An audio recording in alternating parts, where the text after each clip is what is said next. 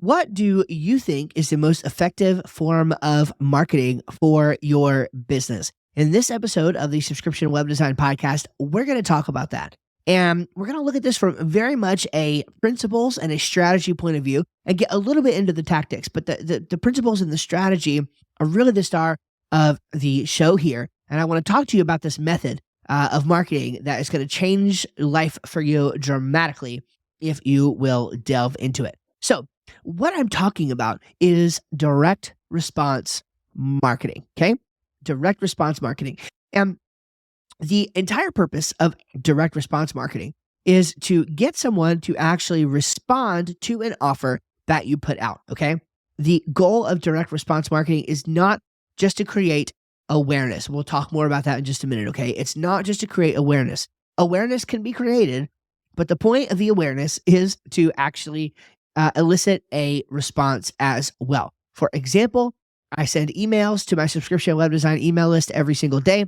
At the bottom, there is always a link, a call to action that says, hey, if you're ready to work with me, let's do it, okay?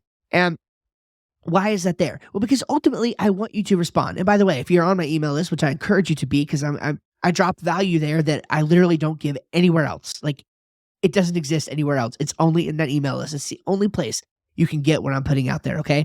And I really try to tell stories and have fun and be entertaining and be motivational there, okay? And so, yes, subscriptionwebdesign.com. Please come join me. But at the end of every email, there's a link. And it's like, hey, if this is the one that really spoke to you, if this email helped you believe that it was possible for you, if this email helped you see the light, then I want you to have the opportunity right there to respond to that email by actually signing up for my Subscription Web Design Insiders membership, right?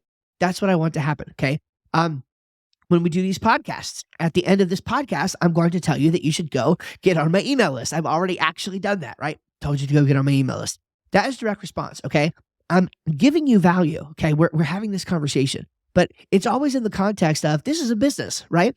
And so I'm not trying to like fool anyone here. This is a business. I want to make money. I don't know. Like, I don't think it's fair that you that some people kind of pretend like they're not trying to make money. I'm trying to make money, okay?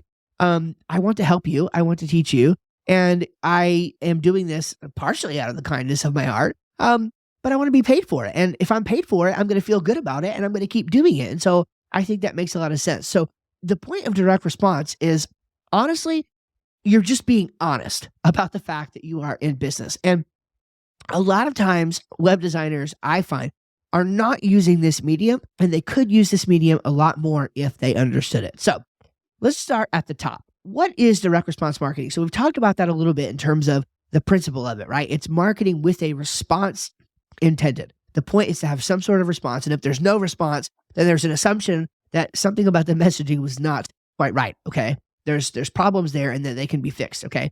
Direct response marketing is fundamentally measurable, okay? It's hard to measure brand awareness.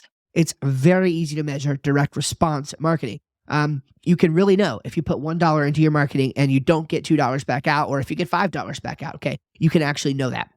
Here's the 101 though, okay? And it's very basic. Direct response looks like this. Build a list and mail it, okay? Now that's direct response. Like, if you're not doing that fundamental thing, forget about all the other strategies, tactics, forget about webinars, forget about podcasts, forget about all the stuff that you've heard, okay, or potentially heard. Build a list, mail it. Build a list, mail it. Build a list, mail it. Okay, back in the day, in the days of what they call direct mail, then you were actually building a mailing list. You were mailing the list. You were getting people to indicate their interest to respond for a free report or something like that. You sent them the free report in the mail. The free report came with a sales letter. The sales letter sold the thing, etc. And you went through that whole process. Now today, we are fortunate enough to live in an age where we can do that online. So we deliver the free reports and the email courses and the PDFs and the ebooks and the audio trainings and the video trainings. We deliver these things digitally now. And then we typically follow up with email. Smart marketers are doing a mix of these things, and it's ultimately niche dependent too, and industry dependent. For example, web designers may actually see more luck with something like direct mail in their local area than they would with email, depending on the kind of thing that you're doing. Whereas me, I mean, if I sent direct mail to you guys instead of email, like that really wouldn't make sense. Like in this context, like you'd be thinking, why are you from the Stone Ages? So, um, so build a list and mail it. It has many different forms, but at the end of the day, creating a lead magnet, okay, for your target customer. By the way, if you don't have a who, if you don't have your target customer, we've talked about that multiple times on this podcast, and we'll certainly talk about it again. We also talk about it a lot in the context of our membership program, okay? And so having a who that you kind of know what makes them tick, you know who you're going after, you understand the words that you can use when you're speaking to them, having a who that you design a specific lead magnet for to solve a pain point that they have. For example, in me to you here, the current lead magnet that we have, which we're getting ready to create some new ones, but the current lead magnet that we're using is our 5 models training. And our 5 models training helps to alleviate the pain that you might feel of, gosh, I don't even know where to get started with subscription web design. What are even the options? So we start by giving you at least the options, the 5 different models that you can choose to get your wheel spinning on what you're going to do. Okay. So that is a really, really good example of the kind of lead magnet that you can put together to alleviate pain for your audience. So you put a lead magnet together that they have to then give their email address, their contact information in exchange for. And that's how you build a list. That's how you do that part of it. Now, how do you get traffic to that? Well, now that, my friends, is a podcast, is a book, is an entire course all its own. And there are courses out there. I actually literally have a course called Traffic Secrets. Well, I don't have it. I own it, right? It's not my course. It's somebody else's. That you can buy this though, right? It's called Traffic Secrets. And so it just goes through all these different ways about how you can get traffic. And it could be a local a podcast focused on your niche or on your local area, or you could start a blog and do some SEO stuff, or you could go on YouTube and do that, or you could do Facebook ads. There's numbers of different ways to get traffic to it. But ultimately, you got to get them on the email list, because otherwise you have no reliable method of contact. You can't rely on the podcast. You can't rely on Facebook to send stuff out to your people. You can't rely on Google to find you the right customers, okay? It's not ultimately reliable. And so your best bet is to start building an email list, put them onto ConvertKit or Constant Contact or Fluent CRM or one of these platforms, and start building up that email list. And then, so build a list, mail it.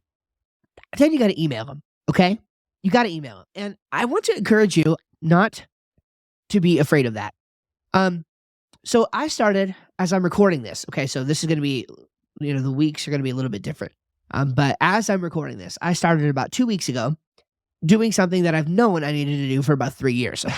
Obviously, I haven't had subscription web design for 3 years, but I've known about this strategy for about 3 years. And really, it's just going back to the basics, okay, ultimately, of emailing. And so I've been emailing every business day to my list of subscription web design that I would like for you to join. And again, I've been telling stories. I've been dropping some value there. Again, unique content that you're not going to get anywhere else. It's the only place you can get it. And I've had a few people unsubscribe, but just a few. And that's fine with me, because if they unsubscribe, that means they're not my customer. They don't want my thing, right? If they are not feeling the pain that I solve, then they don't want to be there. Apparently, though, the vast majority of people are feeling the pain, and they're enjoying how I'm helping them. And quite a few, probably as many, if not more, that have unsubscribed have actually emailed me back thanking me for specific emails that I wrote, that was really touching their particular situation right there. And so it's really easy to get in your own head. Yes, by the way, that wasn't like a mistake that I said. I've literally been emailing every day. And sometimes you think, oh my gosh, I can only email once a quarter or once a month or like at most once a week. Well, here's the thing. 90% of what you do, people don't see. And so your competitors are emailing more than you, are contacting more than you. And so you got to start somewhere. Maybe you're not a writer. That's fine. I'm just saying, you got to start somewhere. And email is still the highest converting sales channel in terms of it's going to convert way better than social media, etc. And so being valuable and showing up in people's inbox and being top of mind at least once a week, but I recommend doing it once a day. Okay. And actually being in contact with your list, creating a relationship and fostering that with them. And at the time of this recording in my agency, we're in the middle of a big rebrand. And so I'm doing my emails just once a week now under the current brand, but that's going to be changing as I move into these new brands, and we're going to be figuring that out. Might be a daily email. It might be 2 or 3 times a week. I'm not exactly sure yet. But we probably will try the daily thing and just see how that goes, because I'm telling you, you can build a relationship with your email list. This is the thing. Okay. Wouldn't it be amazing if the people who eventually become your client, wouldn't it be amazing if you sort of felt like you had a relationship with them already? You know how much different it feels when you start working with somebody, like there's a local business owner in town or they go to your church or something like that, and you start doing business with them and it just feels different because you know them. You have a context with them. You can get that same feeling even with strangers you meet off the internet when you're doing what I'm talking about because you're actually building a relationship with them. And that way it's not weird when you send them an email that's like a blatant sales pitch. Hey, buy my thing, or hey, here's a discount, or here's a sale, or whatever. That feels really weird when you're not in that constant communication and relationship. It could be really weird if you didn't talk to your friends or your wife or your spouse regularly, right? You wouldn't have a relationship. And so how do you expect to have a relationship with the people that you want to do business with and you want them to give you money if you're not actually contacting them? So very important, build a list, mail it. Build a list, mail it. If you're not doing that, then that's like the basics of direct response. And that's the starting point. Like it will be a long time before you need to do anything else other than that if you actually do this and start executing on it well. Okay. Next thing here is that there is a difference between three different kinds of marketing, even though there's some interplay between them. Okay. You've got branding, you've got direct response, and then you've got world building. Okay. Branding, direct response, and world building. Now, these three are sometimes, especially the first two, branding and direct response, they are seen as sort of not enemies, but two different entire sides of marketing. They are camps, if you will, that are opposed against each other. Okay. And the branding, people say that all that matters is brand, right? All that matters is brand. You want to be in front of people. You want people to know your name, etc. Whereas the direct response people say, yeah, but we don't have unlimited money or unlimited time. So we need to make sure that when we are investing our resources into a marketing initiative, it pays off. And this is why primarily I take this approach, the direct response approach, because it is something that, especially when you're a small business, if you don't have the money that Coca-Cola has to put up billboards and, run commercials on TV and all of that, then you're going to need to be more careful with your finances. And this is where direct response can be very, very helpful, but it's also very, very, very lucrative. I mean, just start looking up direct response and copywriting and email marketing and all this stuff. And trust me, like you're going to make plenty of money if you actually do it and you actually execute on it well. The cool thing about it is you can do direct response and build brand as a side effect. Okay. So if you put out a Facebook ad and it's a direct response Facebook ad, guess what? They still see your branding on the Facebook ad, right? So you can do branding as a consequence of direct response. Now, the third one is interesting, and I call it world building. And this is a term that is borrowed from fiction. And there are people who talk about it in business as well, although it's very, very, it's very hard to find people teaching world building from a business perspective because it's not really a checklist thing. Okay. It's more the kind of thing that just happens. It's an osmosis almost kind of thing, but there is a way to do it with a degree of intentionality. Sometimes this happens through rules or customs or laws or language or things like this that you actually insert into your world and into your marketing. It has, again, a little bit to do with branding, but it's more about building that world. And so let me just give you an example of this, and then you can get the wheel spinning on how to apply it in your own life. Think about the classic examples, right? Walt Disney, Steve Jobs, even Elon Musk is a modern sort of living example of a great world builder. Tesla does not do direct response marketing or branding and advertising. They don't do either of those two things. They don't spend a dime on marketing, but they do lots of world building. Okay. Lots of world building. And the world building a lot of times happens through Elon's X account, right? He talks about the vision for going to Mars, and he'll do these interviews, and he'll talk about the vision for a sustainable energy future. And he's got this algorithm. It's just literally this 5-point algorithm that he applies to everything that he does. And he understands the concept of entertainment, right? And so, he knows that a lot of the stuff that he does is funny and controversial or whatever, but at least it's entertaining. And so he is really good at world building. Steve Jobs, really, really good at world building. Okay. He built this Apple ecosystem, and man, if you're in the Apple ecosystem, you feel like you're part of the cool kids club, and you feel like the Windows guys are, part of the nerd herd. Okay. Right. Like that's the kind of culture that was built. That was built not through branding. It was a little bit branding. Okay. Branding was sort of a gateway into some of this, but ultimately it was world building. Think about the design of the Apple stores and everything, and the way that they do things. Like, it's all world building. Okay, so they didn't really do direct response. They did world building and a little bit of branding and advertising as well. So think about in your business how you can actually do all of these, and at least to some degree, start with direct response, build a list and mail it, and then start bringing those people into your world. Start introducing certain ways that you talk and certain things that you believe. Like, just one example for me, like, I'm not afraid to talk about God, right? Like, some people are afraid to talk about this stuff. I ain't afraid to talk about it. It's part of my world, okay?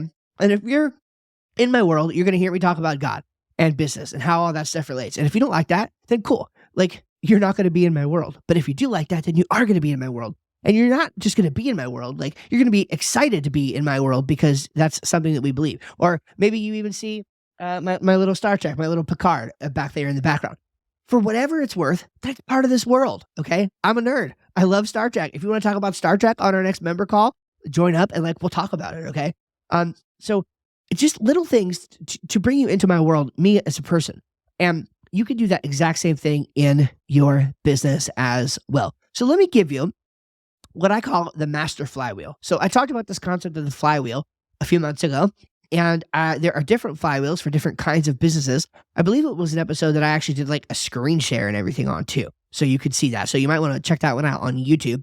But I came up with this concept the other day just to help simplify it, called the master flywheel. In other words, I think this is a starting point for a flywheel that can work for literally like any business. Like, the vast majority of businesses can start here and then make it your own from here. Okay. So let me give you this and see what you think. All right. The first step on the flywheel is attraction. So you're going to build interest and buzz around your business. Now, however you do that, I know that's vague. That's on purpose. How are you going to build interest and buzz? Okay. Are you going to put on a cool local event in town? Are you going to start a local podcast? Are you going to start a niche-based podcast on the internet? Are you going to start a YouTube channel? Okay. Are you going to start a blog? Are you going to put an ad up in the in a local newspaper? What are you going to do to build interest and buzz around your business? That's attraction. Okay, the next phase of the flywheel is acquisition. Okay, now you're going to give people a doorway into your world. Okay, this is part of the world building thing as well. Think about The Lion, the Witch, and the Wardrobe, right? The Chronicles of Narnia, right? The wardrobe was a door. It was a door into the world. And you can put out all these different doorways into your world. In my view, what I'm talking about here is your lead magnet. Okay, the lead magnet is ultimately the doorway into your world. Okay, and this is a like this podcast, for example. It's kind of like a teaser, if you will, right? You're not really in my world yet. You're really in my world when I have that relationship being built with you through email. That right? Because then we're talking on a regular basis. Like, that's when we're there. Some of you kind of start to get in that world when you find my podcast on whatever episode you're on, and then you go back to the very beginning and binge listen. And I know some of you do that. Some of you have told me that you've done that, right? So yes, that's like starting to get there, but like really you acquire them as somebody who is a lot more likely to do business with you when they come into your world through a doorway like a lead magnet. Okay, then you're on their email list, and then you can converse with them. Okay. The middle step, so this is right in the middle of the others, and this is the third step, and it's edutainment. Edutainment, okay? And I have this one bolded on my list because I think it's so important. Give them what they need, which is education, by giving them what they want, which is entertainment, okay? So important. Like, this could be an entire episode on its own. Don't miss this step. So you got attraction, acquisition, and then edutainment. Give them what they need, education, by giving them what they want, entertainment. Nobody wants to be educated. I mean, you know what I'm saying? Like, education is fundamentally boring, the way that we think about it. Now, I know some of you probably like to read and like to watch YouTube videos, and I do too. But ultimately, don't you like put it down or click away if you're bored? Like, nobody wants to be bored. Everybody wants to be entertained. So the more entertaining you can make your education, the better, okay? And there's a lot we could go into here. It matters, like, your personality style. You can't do something that's not genuine to you. Like, I have a particular personality style for me that, like, I can tell if I'm not being genuine. And if I can tell, other people can tell too. And I just want to be me, right? I just want to show up the way that I am supposed to show up. McCall Jones has some interesting stuff on this. I would look it up on YouTube. It's called charisma hacking, okay? And just this idea that you can sort of know how best you genuinely show up when you're doing presentations and talking with people and stuff like this. So I encourage you to check that out. But how can you bring entertainment into your education? And then you will win the hearts and minds of people. By the way, this is why TikTok works. Like, enough said. This is why TikTok works. It's entertaining. I'm going to say this right. It's entertaining education. Okay. So definitely go for that. All right. The next one, number 4, is conversion. Okay. Promote primary and secondary CTAs, calls to action, every single day. And this is where I said, build a list, mail it, send them a list every day, or at least once a week, like bare minimum once a week, but 2 or 3 times a week, once a day. If they unsubscribe, that's fine. That's fine. It means they're not a customer. Okay. But if they're in pain and they need help with the solution that you have, then you can help them with that, and you can show up and you can be there every day and you can build a relationship with them. And I recommend calling them to action often. Hey, let's get on a discovery call. Hey, we just launched this new service, et cetera, et cetera. If you're only sending emails when you have something to sell them, that's not genuine. Build a relationship, and then it feels natural to sell because you know that you've been giving them value and that you're just going to offer them the ability to go into the next step of the relationship. So attraction, acquisition, edutainment, conversion, and then the last step of the flywheel is promotion. Okay, promotion. Use testimonials and customer interactions to drive more attraction. So you can actually use good experiences that you've had with your clients and testimonials that they've left and different things to actually drive more attraction into your business and to build more interest and more buzz, which is how the flywheel completes its circle.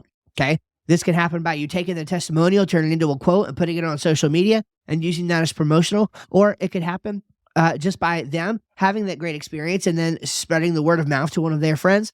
That's just 2 ways, and there are multitudes of them. But that's just 2 ways that you can use promotion to complete the flywheel back on itself and make your business more attractive to build interest and buzz. So I hope this has been a helpful look into how we're doing things in our business, frankly, all of our businesses with this direct response marketing. And if you're not using this path yet, then I highly recommend you try it. It is a much more effective path, in my opinion, than branding, at least for the short term. If you got more money eventually to invest in branding, some of that stuff is fine too, but direct response is the name of the game. And so I highly encourage you to check that out. Hey, come join me, subscriptionwebdesign.com. Hop on my email list and I'll send you the 5 models training. And if you're ready to do this and you're tired of the feast or famine roller coaster and you want to get off that and you want to start building a life and a business that's actually going to support your family each and every week, join me in the Insiders membership and you will not regret it. Go to subscriptionwebdesign.com. You can find everything you need there. God bless. See you guys on the next one.